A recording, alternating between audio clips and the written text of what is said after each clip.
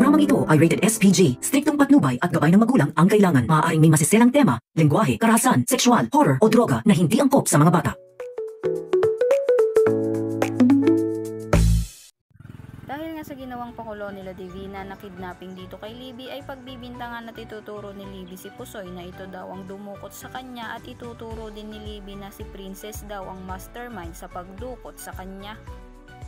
Hindi naman makapaniwala si Sherlyn sa mga sinasabi ni Libby kaya naman galit na galit sila Divina at Sonia dito dahil mas kinakampihan pa daw ni Sherlyn si Princess kaysa sa anak nitong si Libby.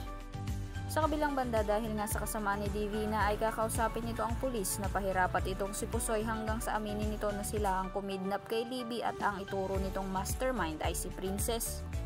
Kaya naman dahil sa banta ng mga pulis kay Pusoy na madadamay ang anak nito kung hindi susundin ang sinasabi sa kanya ay mapipilitan nitong aminin at akuin ang mga binibintang sa kanila at kahit labag sa kalooban ni Pusoy ay sasabihin nito na si Princess ang nag-uutos sa kanya.